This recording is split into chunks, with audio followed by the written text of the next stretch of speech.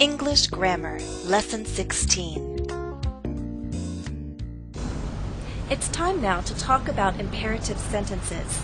Sentences like, open it. The imperative uses the base verb to ask a person to perform an action. The imperative often is used as a command, open it. But we could also use the imperative to make a request. Please open it. How do we report imperative sentences? That's just one of the questions we'll answer in this lesson.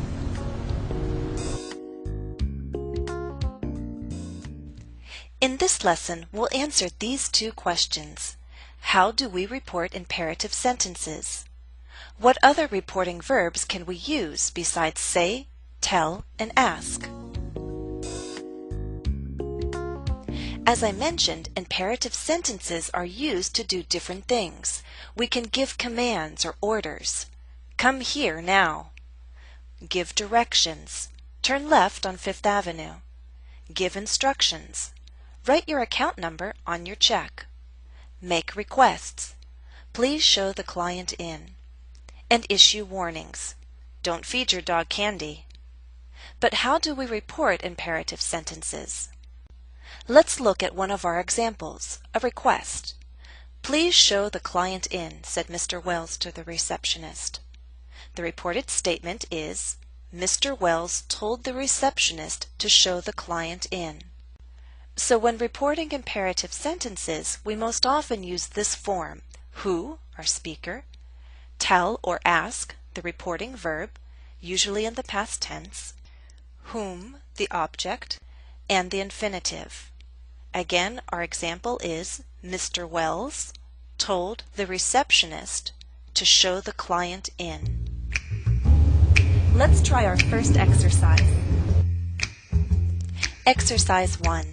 Report each imperative sentence using tell or ask and an infinitive. Example. Make a wish. What did the mother say? We already have the speaker and our reporting verb. The mother told. Whom? Her daughter. And the infinitive? To make. The mother told her daughter to make a wish. Now you try number 1. 1. Enjoy your youth, son. What did the father say? Answer. The father told his son to enjoy his youth. 2. Don't go too fast and have an accident on your birthday. What did the father say? Answer. The father told his son not to go too fast and have an accident on his birthday. 3. Dance with me. It's my birthday. What did the man say? Answer. The man asked the woman to dance with him because it was his birthday. Because there are so many uses of the imperative, we don't have to limit ourselves to the reporting verbs tell and ask in reported speech. There are many others to choose from. Let's consider some examples. Come to my party. Example 1. Jennifer invited us to come to her party. Don't tell me you have other plans.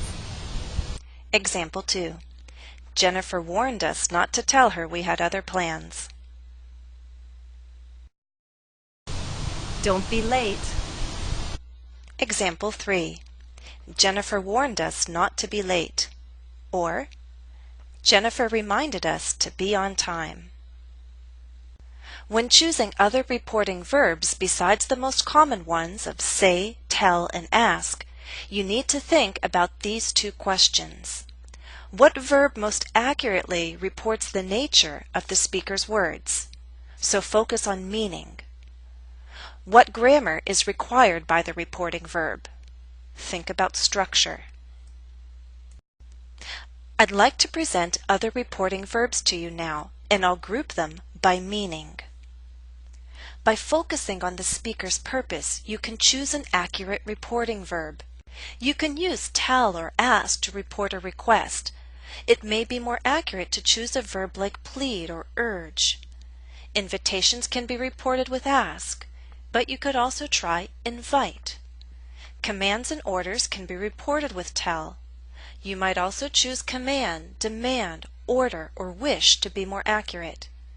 Directions and instructions can be reported with tell, or you may try advise, caution, instruct, or recommend. These are just some suggestions. For questions, you might use ask, inquire, question, or wonder as your reporting verb. Responses can use answer, clarify, confirm, explain, insist, reply, respond. And here are even more reporting verbs for you to consider. Verbs to report neutral statements. Verbs to report emotional statements. Verbs to report purposeful statements. Now I'm not going to give examples for all of these verbs, and if some are unfamiliar to you, you can look them up in a dictionary. These lists are really just a reference for you. Now let's consider reporting verbs from the viewpoint of structure. Some reporting verbs, we'll call them Group A, use this structure. It's the reporting verb plus an object, whom, plus the infinitive. It's the same structure used for ask and tell. Ask someone to do something. Tell someone to do something. Now you can use the structure with these verbs: advise, encourage, forbid, invite, instruct, order, remind, request, urge, and warn.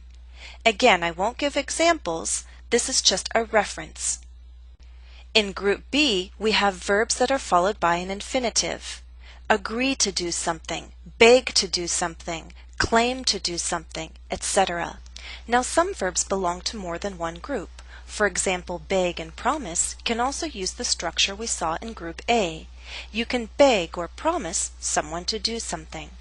And a lot of these verbs can simply be followed by a that clause, as in, she swore that she was telling the truth.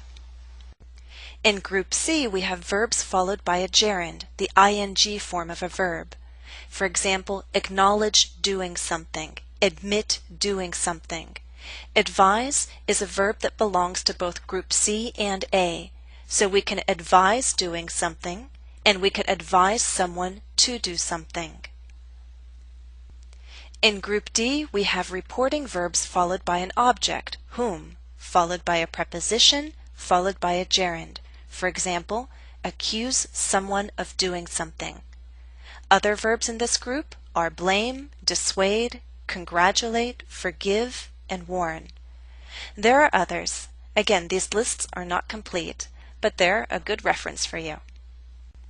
In our last group, Group E, reporting verbs are followed by that plus the base verb. This is a more formal structure, also known as the subjunctive. It's very typical in writing. Let's use an example with propose. The manager proposed that all employees be given equal vacation time. Let's try one more exercise. Exercise 2. Listen to each statement, then identify which reported statement is most accurate. Happy birthday! Which is most accurate? A. Jennifer wished me a happy birthday. B. Jennifer requested that I have a happy birthday. C. Jennifer promised me to have a happy birthday. Well, the purpose of that statement was not to make a request or promise, but rather to express a wish. So A is most accurate. Why don't we have the party outside? Which is most accurate? A. Jennifer demanded that we have the party outside. B. Jennifer suggested that we have the party outside. C. Jennifer threatened to have the party outside. Answer: B. I'm over 30. In fact, I'm closer to 40. Which is most accurate? A. Jennifer confessed that she's over 30. In fact, she admitted to being closer to 40. B. Jennifer argued that she's over 30. In fact, she denied being closer to 40. C. Jennifer recalled that she's over 30. In fact, she consented to be closer to 40. Answer A. Have a nice day. Which is most accurate? A. Jennifer wished us a nice day. B. Jennifer congratulated us on a nice day. C. Jennifer guaranteed that we would have a nice day. Answer A. A follow-up exercise to this lesson is available exclusively at EnglishCafe.com. My username is JenniferESL.